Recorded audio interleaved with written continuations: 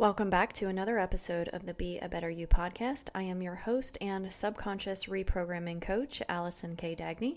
I am so happy that you are here today. Before we begin, I just want to say thank you for listening, for your continued support. And if you find this podcast helpful, I would greatly appreciate a review. So when you're finished listening, if you could just hop down into the review section of wherever you're listening and leave me a review, I would so appreciate that. Reviews are what help other people know that this kind of podcast can be valuable to them by reading comments from you. So anything that you can do to spread the word would be extremely valuable to help other people. All right, so let's get started on this. What I wanted to talk about today is breaking these chains of self-blame and guilt when it comes to emotional abuse. Shifting this with the power of our subconscious mind, because you know that's what I do, and that's what I'm going to bring to you pretty much in every episode. And when we can shift this mentality of self-blame and guilt with our own internal processes and work with the subconscious reprogramming and subconscious healing, it can make a huge difference in our ability to heal and move forward and let go of the past. So if you're someone who's been struggling with these feelings and really getting down on yourself and criticizing yourself and blaming yourself, please know that this is normal. This is something I experienced. This is something pretty much every one of my clients experiences as well.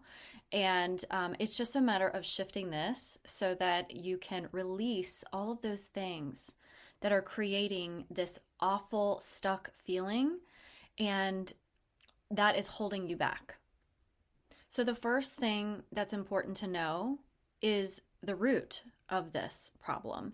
And the root of self-blame results from your subconscious mind. And you may find yourself saying things or thinking things like, it's all my fault, I should have known better, I deserved it. These are the kinds of things that people have told me, things that I have felt myself. I specifically was very critical of myself for being so stupid, for not seeing the signs, for not listening to my instincts, for not trusting my gut, and the important part that I want you to know is that when you are judging yourself this harshly and you are criticizing yourself and condemning yourself in these types of ways, you are doing exactly what your abuser did to you. And when I first figured this out, when I realized that, oh my goodness, like I'm being as bad to myself or worse than what my abuser was, I realized something had to change. Now, in the context of emotional abuse, right, when we've been abused for so long and these kinds of thoughts and these kinds of beliefs are deeply embedded into our brains, this could be all the way back from childhood, or it could be conditioned types of behaviors from adulthood, brainwashing types of things. When this happens, it is very difficult to get these things off of autopilot. It's a habit, it is a thought habit, and it's a pattern that continues over time unless you step in and stop that habit and start to change it. And so that's what we're going to be talking about today. If you're someone who is struggling with this self-blame and this constant criticism of yourself because of the experience that you had, the trauma that you experienced from emotional abuse. Now, you might be saying, yeah, okay, I hear you, Allison, but like I was the one who didn't leave. I was the one who participated. I was the one who kept going and kept trying. I saw the signs and I ignored them, right? I hear you, right? Because a lot of people say this too. But let me ask you, what is that doing for you? How is that helping you? How are these kinds of excuses or reasons to hold on to this kind of guilt and self-blame, how is that serving you? Now, what I'm about to tell you is probably going to make a lot of sense when you think about it, because when you hear me ask that question, your first thought is probably something like, well, it's not, right? It's not helping me. But truly, anything that you do, any behavior that you have, any feeling that you hold on to, or any reason to resist letting something go is because it gives you something positive. There's a positive intention to it, right? I've said this before. It's like someone who is addicted to smoking cigarettes. They don't do that. They don't choose to smoke cigarettes because they want to hurt themselves or they want to give themselves lung cancer. That's not the reason that they do it. It's because they get something out of it. It reduces anxiety or it helps them feel better in some sort of way. It's the same thing when you are blaming yourself. When you're holding on to guilt and it's difficult to let go of that, it's because it gives you something positive inside of yourself. So most people would say, well, what positive could I possibly get? I just feel horrible all the time. And I'm here to tell you that it's probably something like, if I blame myself or if I carry this guilt, then that means I'll never let this happen again. That means because of the pain that I'm carrying around, I'll be able to see the signs next time and I'll never let somebody treat me like that again. I'll never succumb to this kind of manipulation, lies, betrayal, ever again. But here's the thing. You don't need to carry the guilt and the self-blame to not behave in a certain type of way in the future, or to hold boundaries, or to avoid being manipulated, or to walk away from an abuser, right? The pain that you felt that created this in you in the first place is enough to make you decide, I'm not going to behave in a certain type of way. Now, I want to take this a little bit further because any of your behaviors that you have come from your emotions, which come from your subconscious beliefs. So if you truly are afraid that you won't be able to say no in a relationship in the future if the person displays red flags or behaviors that misalign with what you feel like is a healthy relationship, then you will need to get to your subconscious mind to figure out why you wouldn't be able to say no. If you are afraid that you won't be able to see the red flags and take action toward cutting off someone from the get-go, like on a first date or something like that, then you need to get to the source of why that might be. Maybe you feel like it's rude to cut people off immediately. Maybe you feel like there are some things inside of you that say that they'll think that you're mean or that you're a bad person, right? So all of the behaviors that you have, if you're worried that you won't be able to act in a certain type of way or do what you need to do to keep yourself safe or set boundaries or say no, right? All of that stuff is actually coming from your subconscious mind. So the reason I'm bringing this up is because even if you have this positive intention of, I need to hold on to this guilt because that means, or this self-blame because that means I'll never let this happen again. The reality is holding the guilt isn't what prevents you from doing that. It's the beliefs that you have inside your subconscious mind that either allow you to take action towards what you want or don't allow you to take action towards what you want. So it's always important to get back to the subconscious mind and figure out what those thoughts and beliefs are that are creating the emotions inside of you. That's the biggest thing. All right, so I also want to talk about the impact of gaslighting and manipulation on a person's self-perception. And the reason I wanted to bring this up is because if you are constantly self-blaming and you're constantly carrying around guilt because of the relationship and the abuse that you went through, you need to know that gaslighting and manipulation is just this tool and tactic that abusers use to make sure that you stay in a submissive position and that they remain the authority on your life. So when you are constantly doubting yourself and you are constantly questioning your ability to make decisions or if you made the right decisions, right? This is all a piece of this puzzle of self-blame. And if you are constantly questioning yourself and worried about if you can actually make a decision because of someone gaslighting you, because of their manipulation, because of them making you feel like that you are the problem or the one who is constantly wrong, then that is going to emphasize this idea of self-blame. And that was the purpose, right? The person was trying to make you feel like that you were the problem by gaslighting you, manipulating you.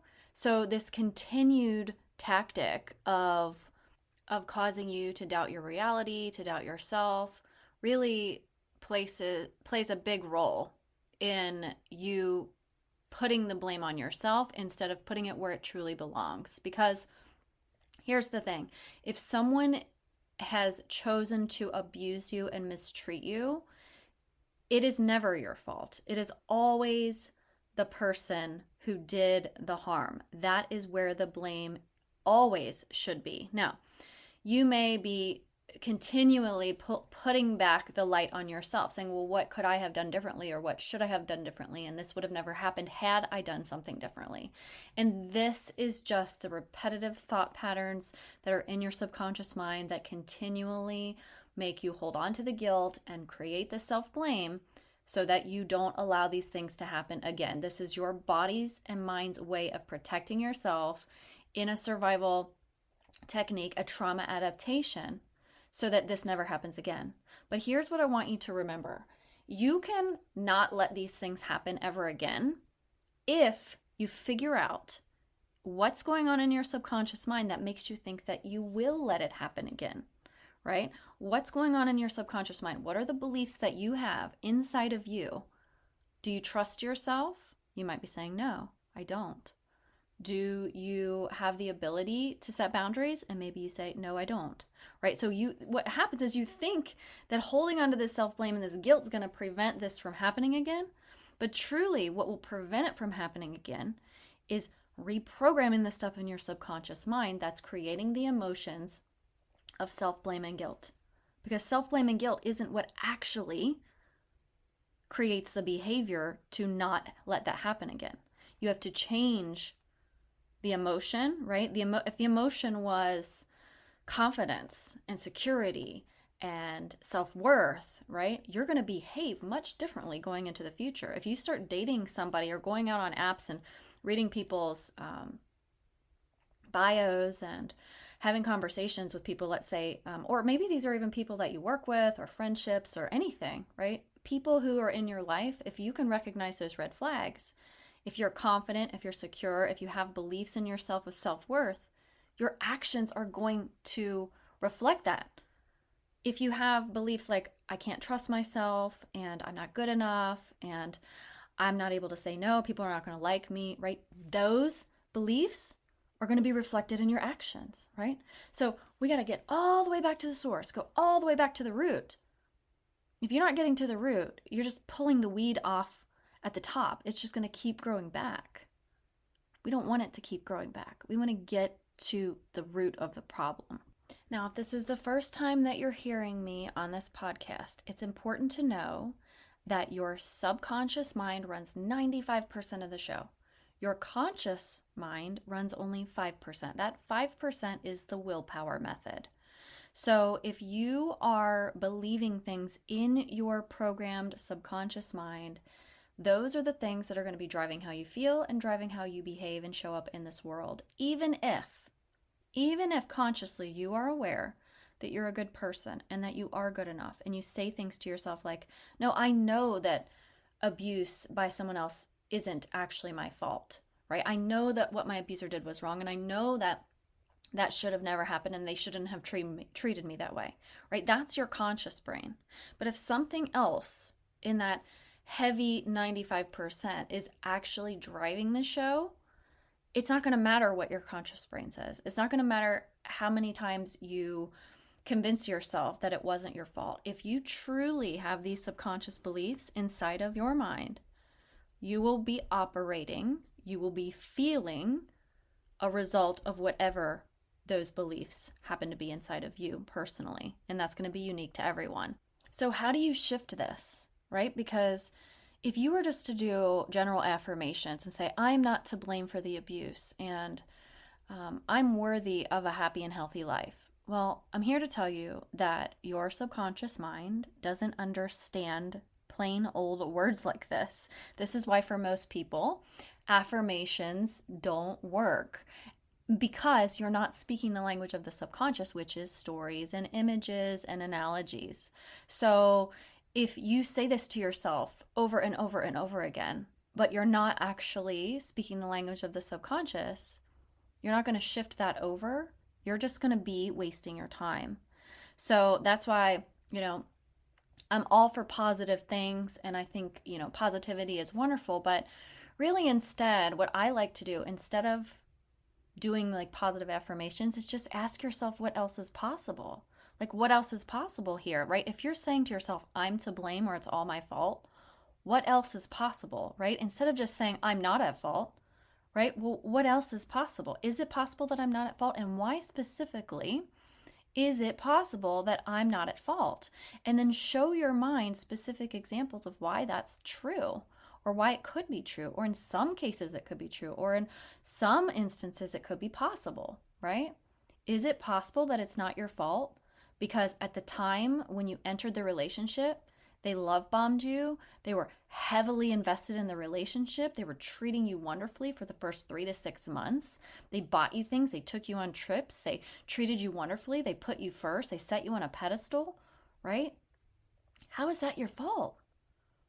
Especially if you had no idea what love bombing was, right? Let's say you didn't. Like I didn't. I had no idea love bombing was a thing. I just had this idea of a fairy tale life and a happily ever after ever since I was a little kid. Like I was programmed because of Disney movies and because of stories and television that, this is what life should look like, and a man and a woman, riding off into the sunset, all that bullshit, right?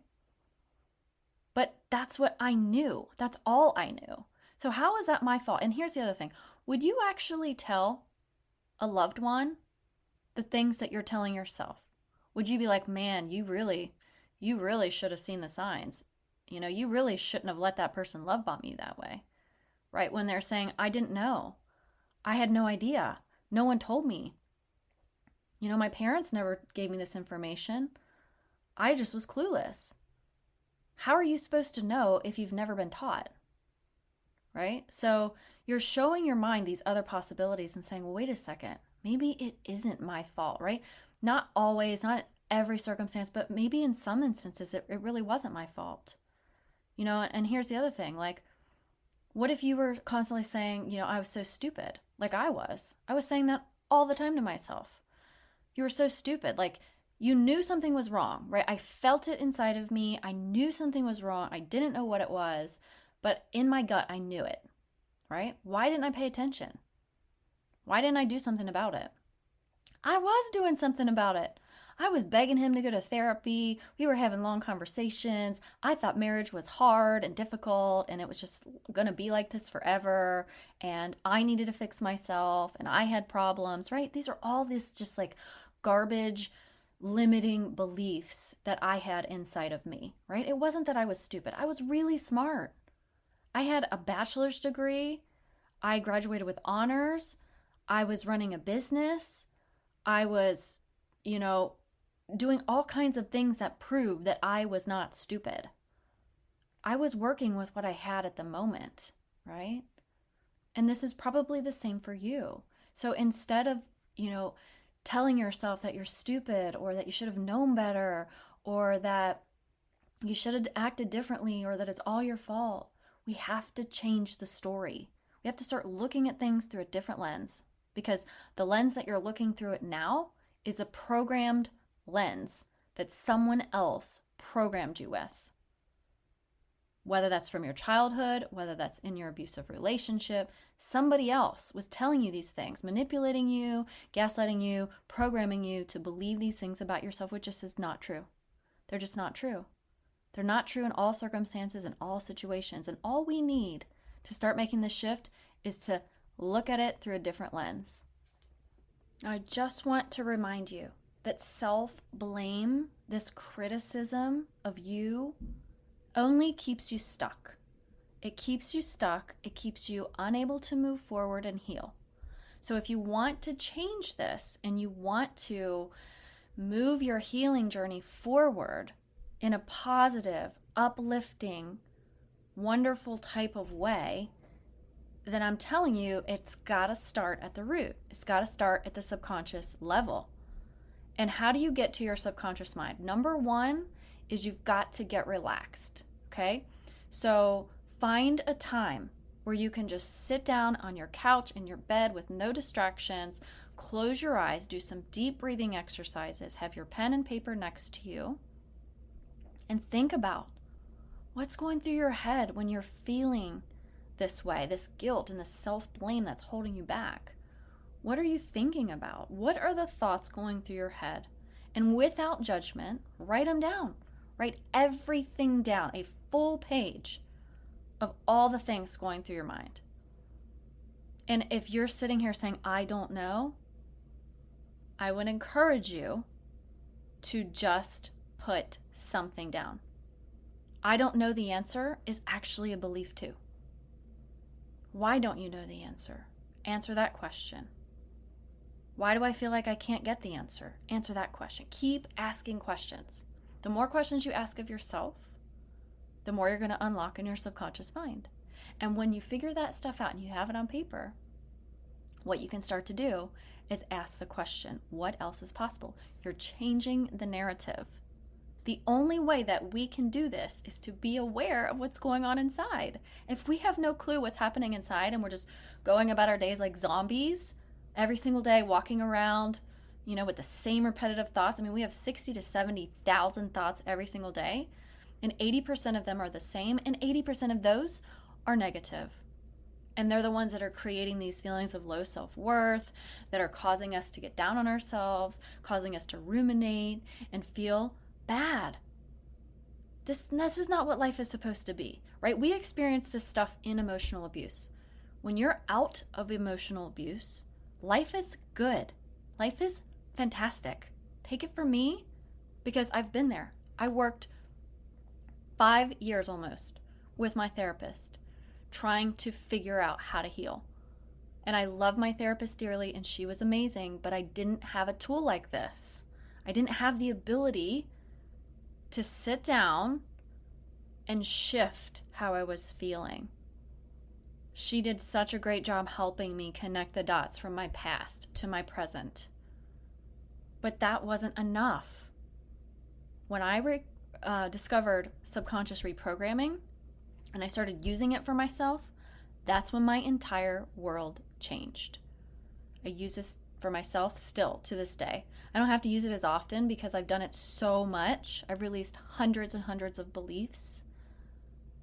But I can now sort of it's automatic for me in my brain unless something comes up that I've never dealt with before. Like an issue, like I just had an issue with my teenage daughter, and I've never had a teenage daughter, who's about to turn 18. She's my first child. So now I'm experiencing different things. So I had to get out my paper and start going through these emotions and start figuring out what the beliefs that I was having was so that I could shift it, so that I could show up as the mom that I want to be, right? So the reason I'm telling you this is because when you're blaming yourself, when you're criticizing yourself, number one, you're treating yourself just like the abuser was treating you. No, not okay. We got to shift that immediately. Catch yourself in the moment when you start to do that, right? How would somebody who really loved you, how would they treat you? What would they say to you? Get in the habit of doing that, number one. And then, like I said, get relaxed and start writing these things out and ask yourself questions. If you need my support doing this, this is what I do every day. This is how I help people get these transformational results. This is why I have clients say to me that they were feeling suicidal when they started, and at the end, now they're feeling freedom from their thoughts. I've had clients tell me I've moved mountains for them with this process. Moved mountains, right? This isn't woo-woo. This isn't like spiritual stuff. What this is brain science. You are training your brain in a totally different way. Your brain's gonna At the beginning, it's going to be like, whoa, what is this? This is very new. This is very different. But it is fantastic. It is amazing. And I wouldn't be on here every single week telling you about it if I didn't fully believe in it.